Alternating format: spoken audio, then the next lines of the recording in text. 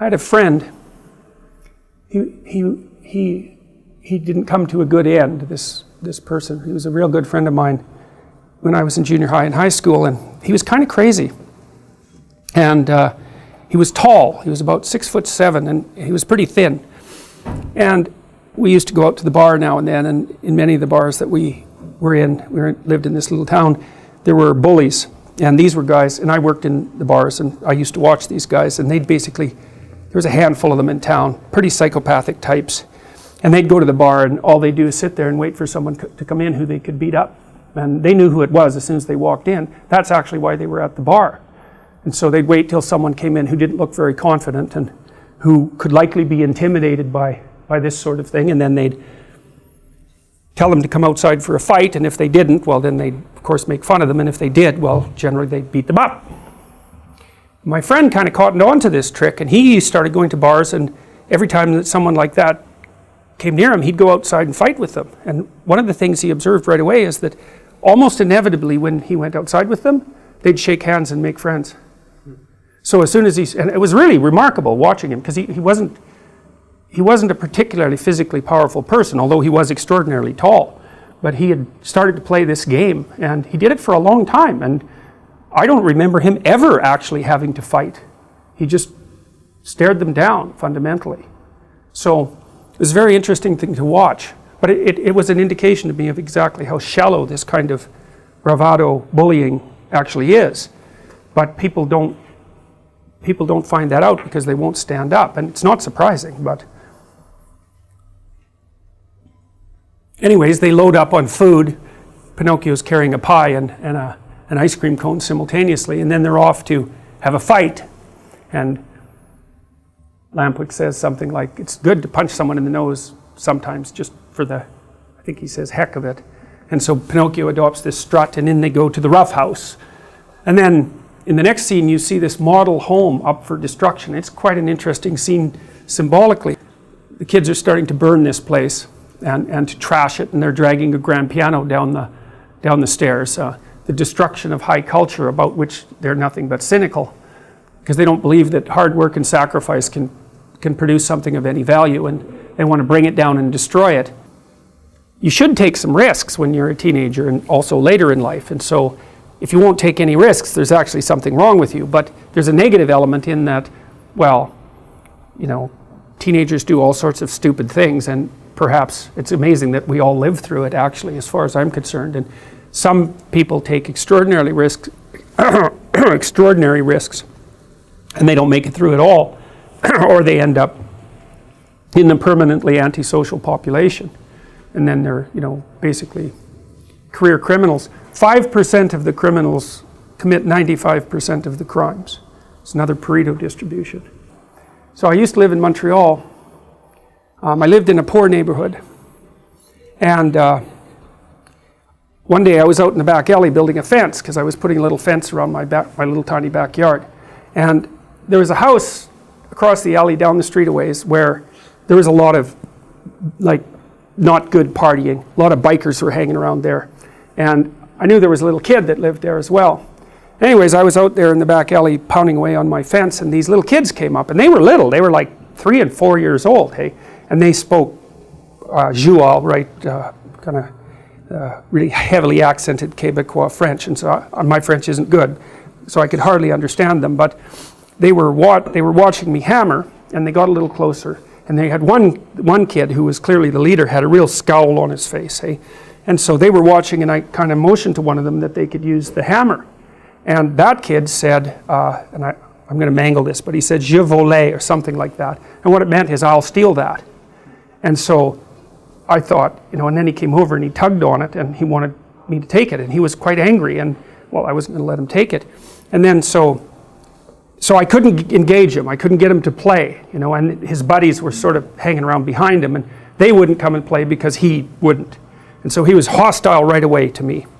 And then, so the fence piece was laying out in the alley, and these little monsters started running across it, which I thought was really remarkable, but it was terrible at the same time, because they were really little kids. That shouldn't be happening when you're like 3 or 4. If that's happening at that age, things are not good. And so that kid was already like seriously not happy with the world. And, you know, I'd been studying antisocial behavior for a long time by that point, and I knew that the kids who are destined to jail later in their lives are kids who are rough and tough when they're 2 years old, but then don't get socialized. Or maybe worse, they get anti-socialized, which is exactly what happened to this kid. He'd obviously been ignored and abused. Certainly no one had ever played with him in any real way because he wouldn't play. And it's not good if a kid is that little and you can't get them to play. Something's gone seriously wrong because they're so playful at that age that it's like 90% of them. Anyway, so they were running back and forth on this fence. I thought, stomping on it, you know, and I was right there. I thought, well, first of all, I thought that was remarkable, but I also thought it was absolutely horrifying because, you know, in some sense I could see where this kid was headed and why at that early stage in his life. It's not a pleasant thing to behold. If you're not doing very well, especially if that's your own fault, if you're not doing very well and you're around someone who's doing very well, it's very painful because the mere fact of their being judges you. And so it's very easy to want to destroy that ideal, so that you don't have to live with the terrible consequences of seeing it embodied in front of you. And so part of the reason that people want to tear things down is so that they don't have anything to contrast themselves against and to feel bad. And that's exactly what's happening here. The kids are destroying all of this culture, roughly speaking, because it judges them. The fact that it exists judges them. And I've often thought this about Michelangelo's statue of David, which is this heroic, so David was a shepherd, obviously, and it doesn't sound like much, but back in those times, being a shepherd was a big deal because there were lions, and you had a slingshot, and so like you got to defend your sheep from lions with a slingshot. So you weren't exactly this like 19th century English guy dressed in a, you know, frilly blue suit. You were tough as a bloody, well, as someone who would go after a lion with a slingshot. It's no joke. Anyways, the statue is very heroic, and you know, you look at that and you think, well, that's the possibility of humankind, but by the same token, it's also what you're not. And so, as well as being an ideal, it's a judge, and every ideal is a judge. This is Pleasure Island here. It's full of amusement park rides, and you know, one of the things that's kind of interesting about horror movies, I'm sure you've noticed this, is that they're often set at amusement parks. And clowns are often characters of horror. We'll leave the clowns aside for now, but the amusement park thing, that's pretty interesting. It's like, why in the world would an amusement park be a place of horror? And the first question might be, well, have you ever been to an amusement park? Because there is something about them that's really, they have a dark side, a clear dark side. And part of it is that people with nothing better to do are spending money stupidly, and they're being fleeced by the people who operate the amusement park.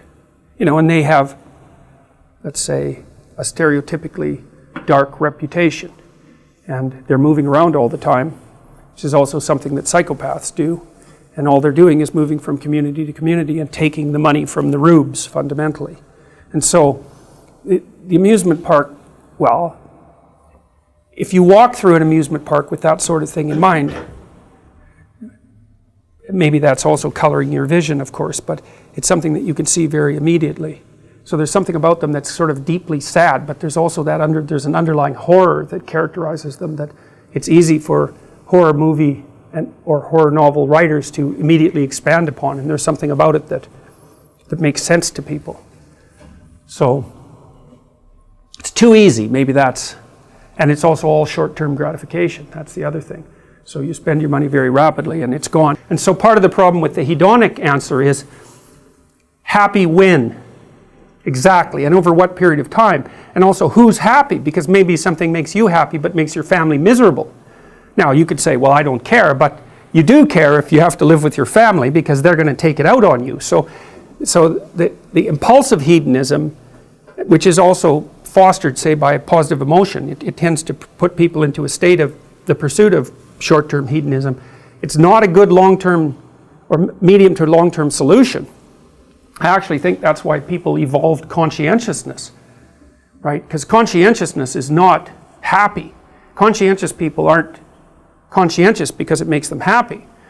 We're starting to think that they're conscientious because they actually feel terrible if they're just sitting around doing nothing. And so it's a way of staving off stress, the stress that's related to enforced leisure, something like that. You know, if you know industrious people, some of you are industrious, some of you will have industrious parents. They just can't sit around and do nothing. They have to be working. They don't feel good unless they're working.